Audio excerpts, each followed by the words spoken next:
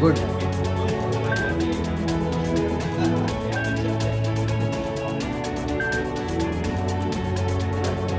बाबल sir बोलवत आहे का? तुमचा ऐकतो.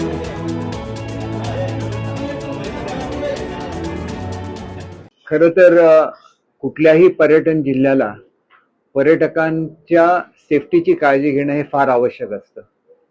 चांदा ते बांदा किंवा सिंधुरत्नमध्ये पर्यटनावर सुद्धा भर देण्यात आला, कारण हा पर्यटन जिल्हा आहे आणि या दृष्टीने लोकांना वेळेवर मदत पोचायला लागते आणि कुठलाही ऍक्सिडेंट झाला तर तिथं सुद्धा ती मदत पोचायला लागते.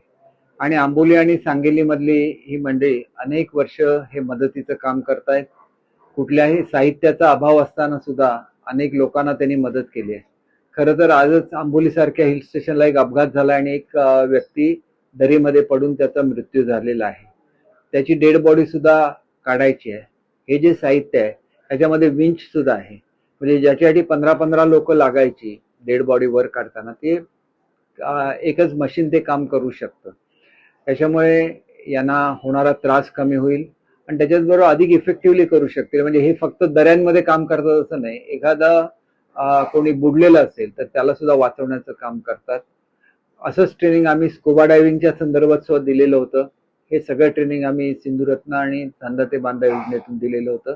तसंच ही जी मुलं आहेत यांना मनालीला ट्रेनिंगसाठी, माउंटेनिअरिंगच्या ट्रेनिंगसाठी पाठवलेलं होतं आणि ही सगळी ट्रेंड मुलं आहेत.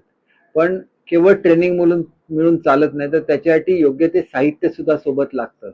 म्हणून अगदी थेट जीप पासून ते विंच पर्यंत प्रत्येक गोष्ट ही या मुलांना दिलेली आहे आणि याच्यामधून पर्यटकाला आवश्यक असं माउंटेनिअरिंगची एखादी इन्स्टिट्यूट पुढच्या काळामध्ये ते सुरू करू शकले तर ते गोवा आणि सिंधुदुर्ग दोन्हीकडे अशा तऱ्हेची इन्स्टिट्यूट नाही आहे, तर ती सुद्धा सुरू करायला आम्हाला आनंद होईल. कारण स्कुबा डायव्हिंगचं ट्रेनिंग देणारी एकमेव इन्स्टिट्यूट आहे, ती सुद्धा सिंधुदुर्ग जिल्ह्यामध्ये आहे आणि त्याच्यामुळे सिंधुदुर्ग जिल्हा नेहमी प्रत्येक गोष्टीत आघाडीवर असतो, याच्यामध्ये सुद्धा आघाडीवर राहील. आणि सिंधुरत्न बद्दल बोलायचं झालं तर मला सांगायला अभिमान वाटतो की सिंधुरत्न मधून आम्ही पंतप्रधान महोदयांचं जे ड्रीम प्रोजेक्ट आहे, महिलांनी फूड प्रोसेसिंग मध्ये भाग घ्यावा अशी त्यांची इच्छा होती.